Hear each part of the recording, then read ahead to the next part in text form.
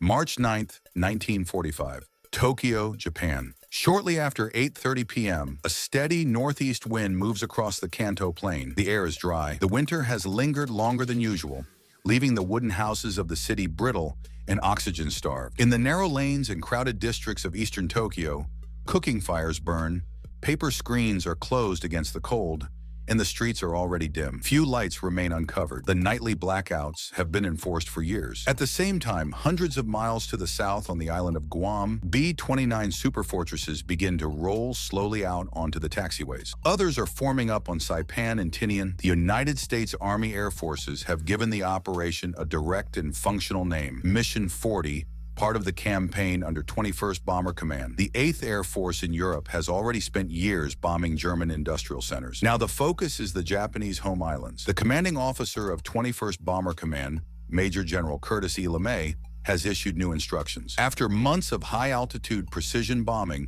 against aircraft factories and urban industry, the results have been unsatisfactory. Jet stream winds, unpredictable weather, and dispersed production have made accurate bombing almost impossible. Losses have been high. Aircraft return damaged. Crews have frozen at altitude. Targets remain standing. LeMay has decided on a different approach. The B-29s will no longer bomb by day at high altitude. They will fly at night. They will descend to altitudes between 5,000 and 9,000 feet, low enough to avoid the strongest winds. They will remove most of their defensive guns and ammunition to carry a heavier bomb load. Instead of high explosive bombs, they will carry M69 napalm incendiary bomblets designed to ignite wooden buildings and spread burning jellied gasoline through enclosed spaces. These devices have been tested on mock Japanese villages in the United States. The results have been studied in detail. The target is Tokyo, specifically the crowded eastern wards east of the Imperial Palace, including Sumida, Taito, and Koto. This area holds dense housing and small workshops supporting Japan's war industry. It is also built almost entirely from wood. The plan is built on numbers and geometry. Each B-29 will drop a load of incendiaries in rectangular patterns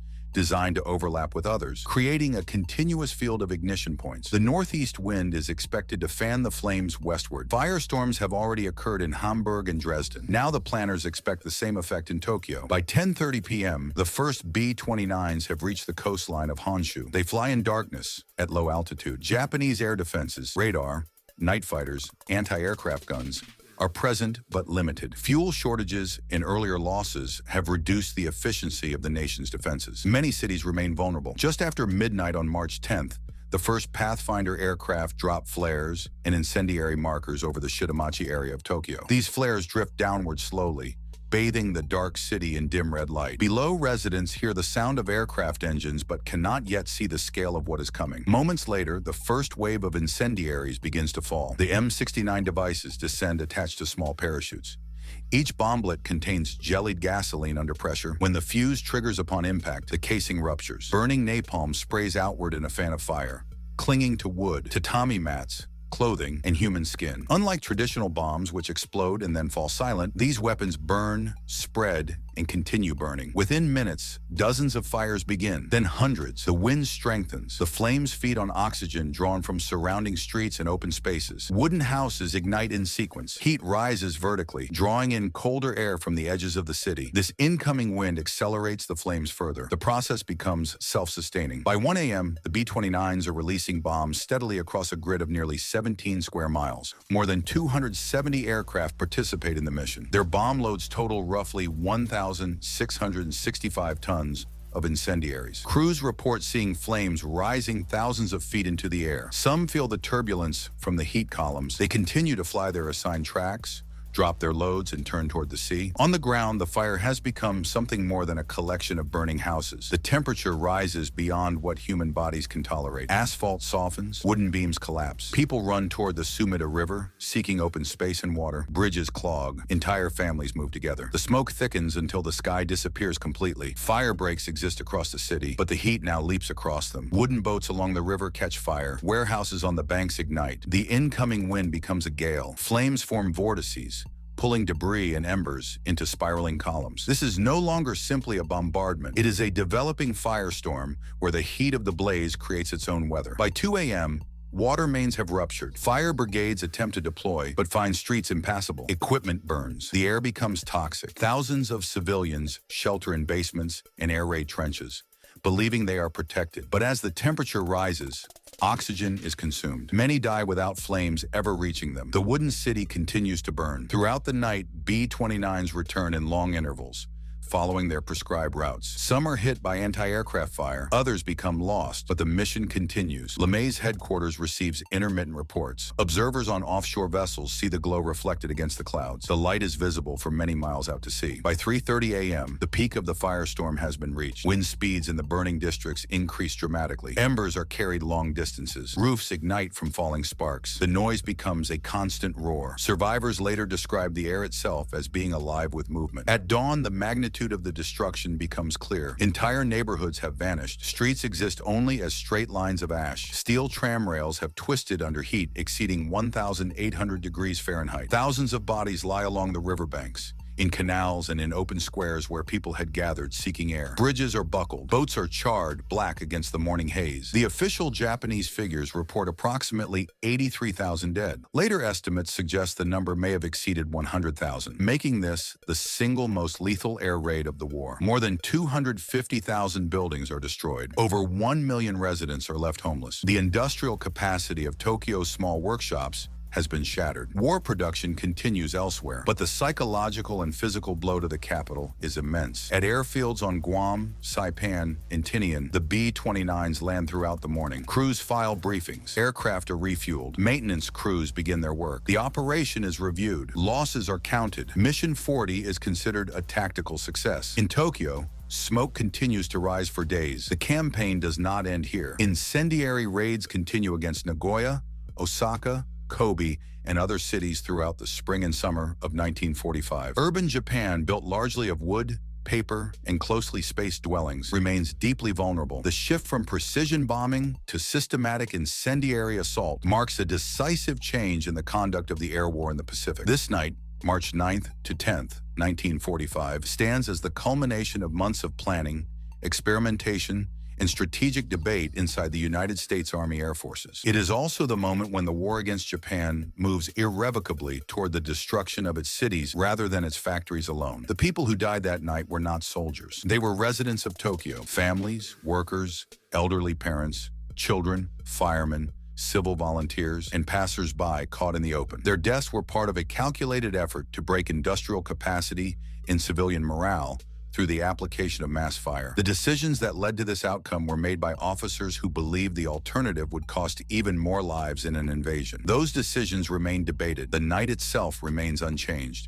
Smoke, wind, and flame moving westward across the wooden city, watched from the sky by young American airmen who could see the glow but not the individual streets, felt on the ground by Japanese civilians who could see nothing but the advancing fire. By the end of the day on March 10th, 1945, Tokyo is no longer the same city. Morning light spread slowly across Tokyo on March 10th, 1945, though the sky remained dim. Smoke had risen into the upper atmosphere and drifted across the Kanto Plain, muting the sun behind a pale veil. The eastern wards, the area known broadly as Shitamachi, no longer resembled a city. From above, the landscape appeared as a continuous scar of ash and debris. The grid of streets remained faintly visible, but nearly everything between them had disappeared. The Imperial Japanese government received continuous updates through the morning. Civil defense authorities attempted to establish casualty numbers, though the work was hampered by ongoing fires, blocked roads, and collapsed structures. The Home Ministry issued initial damage estimates but admitted the figures were incomplete. Telephone lines had failed across large sections of the city,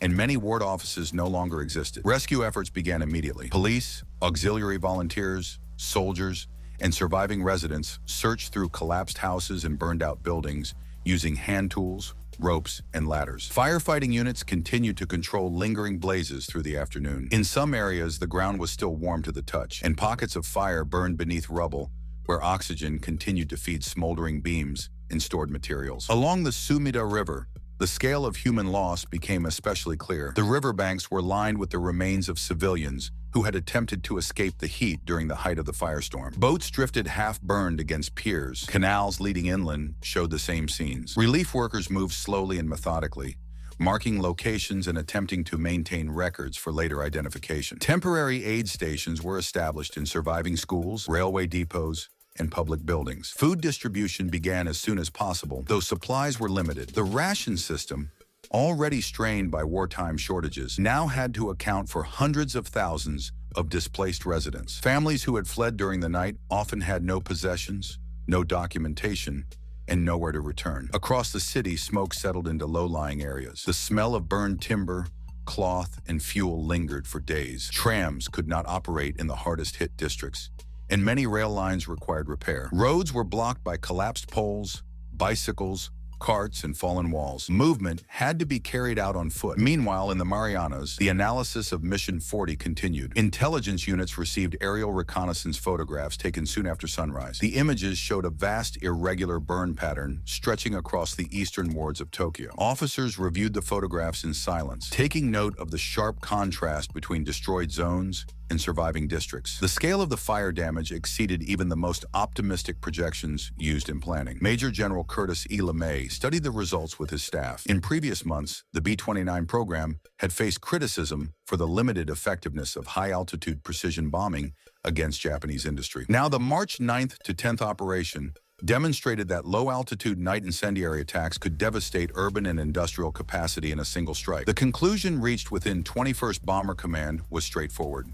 The strategy would continue. The industrial logic behind the campaign remained rooted in the structure of Japan's wartime economy. Unlike Germany, where large factories dominated production, Japanese manufacturing relied heavily on small workshops embedded within residential neighborhoods. Metal parts, instruments, components, and textiles were often produced in homes or small buildings, then assembled in larger facilities. Destroying housing therefore undermined production, transportation, and logistics simultaneously. Further raids were scheduled. Nagoya, Osaka, Kobe, and other major cities were designated as future targets. Incendiary loadouts remained the priority. Crews trained continually in navigation, formation discipline, and low-altitude night approaches. Maintenance teams worked to keep the B-29 fleet operational, despite mechanical wear, tropical climate conditions, and strained supply chains. For the crews themselves, the March 9th to 10th mission left a strong impression. Many reported seeing the glow of Tokyo from more than 100 miles away during the return flight. The quiet inside the aircraft after bomb release was often remarked upon in later accounts. There were few opportunities for reflection during the mission itself. Navigation and fuel management demanded full attention. But in the days afterward, the scale of the destruction became widely known. In Japan, the government emphasized resilience. Radio broadcasts spoke of rebuilding and continuing the national effort. Yet internally, authorities understood that the vulnerability of urban Japan had now been exposed in full. Concrete construction was limited. Fire breaks existed but were insufficient. Air defenses remained constrained by fuel shortages, limited radar coverage, and earlier attrition. No illusions remained about the threat posed by further raids. Throughout March and April 1945, incendiary attacks continued against multiple Japanese cities. Each raid brought new displacement, new fires, and new losses. Urban residents dug additional air raid trenches, reinforced firewalls, and trained in civil defense procedures.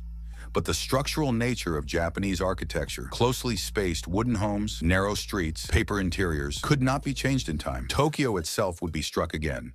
The March 9th to 10th raid did not end the city's ordeal. Through the spring and early summer, additional bombing operations targeted other districts. Industrial parks, railway infrastructure, and remaining housing areas sustained repeated damage. By mid-1945, large portions of Tokyo had been leveled, leaving enormous stretches of open space where dense neighborhoods had once stood. Yet even amid devastation, daily life continued. Markets reopened in temporary stalls, children attended makeshift schools, trains resumed partial service, government ministries continued to operate from surviving buildings. The capital city persisted, though in altered form. In the United States, the campaign was discussed in measured language in official reports. Bomb tonnage, target zones, and damage estimates formed the core of analysis. Public announcements emphasized the impact on war production. Civilian casualties, though acknowledged in broad terms, were seldom the focal point of strategic evaluations. The war continued to move forward toward its final year. By the summer of 1945, the cumulative effect of incendiary raids, naval blockades, and battlefield losses had pushed Japan into a deepening crisis. Fuel shortages grew worse. Transportation networks weakened. Cities were increasingly hollowed out. At the same time, new developments, including the Manhattan Project, moved toward completion. But the night of March 9th to 10th, 1945 remained unique in its intensity and concentration of destruction. It marked the moment when the air war against Japan fully transitioned from selective precision targeting to the systematic burning of urban centers. The legacy of that night would continue long after the war ended.